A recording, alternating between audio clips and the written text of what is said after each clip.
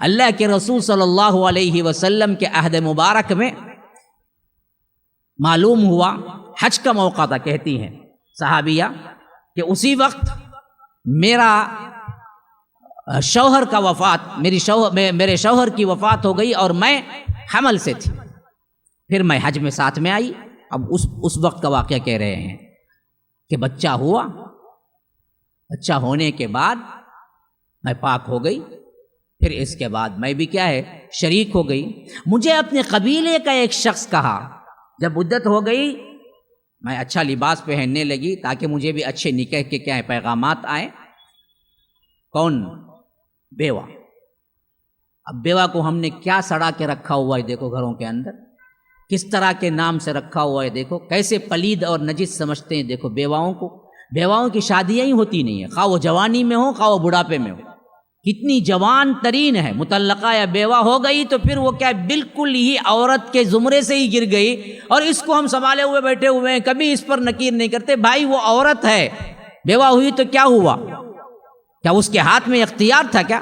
بعض لوگ ابھی بھی سمجھتے ہیں کہ نحوست ہے، منحوس ہے، میرے بیٹے کو کھا گئی۔ اچھا، یہ بیٹے کو کھانے والی اتنی زبردست تھی؟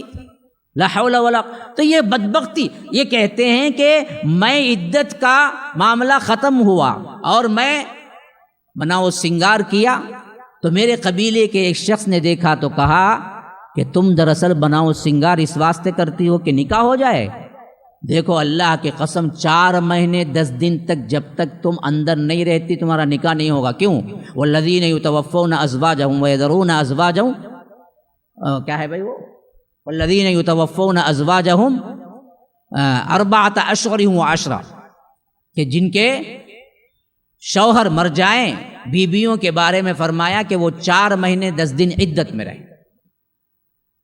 تو 4 مہینے 10 دن مکمل ہو تب تم ہی کرنا چاہیے۔ اب وہ عورت کتنی آزادی تھی، دیکھیے اپنے سوالات کو، اپنے مسائل کو اللہ کے رسول صلی اللہ علیہ وسلم کے پاس لے جانے کی۔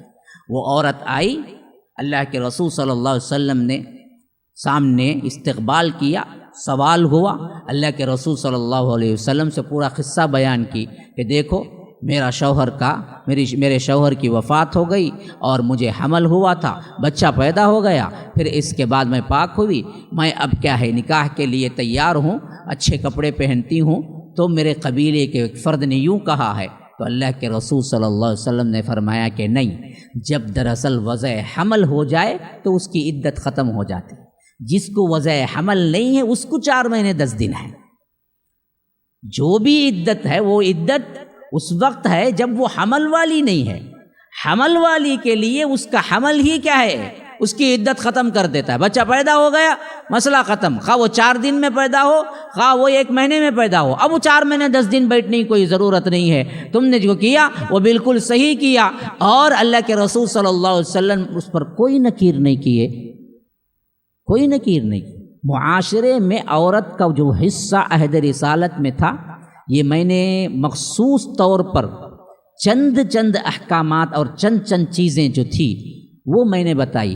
اگر آپ پڑھ کے دیکھیں گے آج کے معاشرے کے اعتبار سے عورت کو جو کچھ اس کی آزادی دی گئی ہے، حجاب اور ستر کے اندر اس کی ضرورت کی آزادی، اس میں اسلام کوئی رکاوٹ نہیں کرتا، کوئی رکاوٹ نہیں کرتا، خواہ وہ سماجی ہو، خواہ وہ معاشی ہو، خواہ وہ معاشرتی ہو، باہر نکلنے کے معاملے میں ہو، جاب کے معاملے میں ہو، یا کچھ اپنے طور پر فیصلہ کرنے کے معاملے میں ہو، تجارت کرنے کے معاملے میں ہو، اور اسی طرح دراصل اپنے طور پر کچھ انجمن، کچھ اور چیزیں، کچھ اور آفیسز چلانے کے معاملے میں ہو، ہر چیز میں آزادی ہے۔ ہاں، آزادی کا غلط استعمال کر کے جنسی بے راہ روی جو اختیار کرتے ہیں یا کرتی ہیں، ان کے لیے اسلام میں کوئی گنجائش نہیں ہے۔ عہد رسالت میں یہ تمام ستر و حجاب رہتے ہوئے ہر معاملے میں صحابیات شریک تھی، اور اللہ کے رسول صلی اللہ علیہ وسلم نے کبھی ان پہ تنگی نہیں کی تھی۔ یہ دراصل ایک خاکہ میں نے دیا ہے کہ آپ لوگ سنو، سمجھو، اسلام کو اس نظر سے دیکھو، اور آج کے جو دشمنان اسلام اس اسلام کو تنگ نظری کا طعنہ دیتے ہیں اور اس حیثیت سے بدنام کرنا چاہتے ہیں، ان لوگوں کو منہ توڑ جواب دینے کے لیے آپ کے پاس دلائل ہوں، اس حیثیت سے میں نے یہ پیغام پہنچایا ہے۔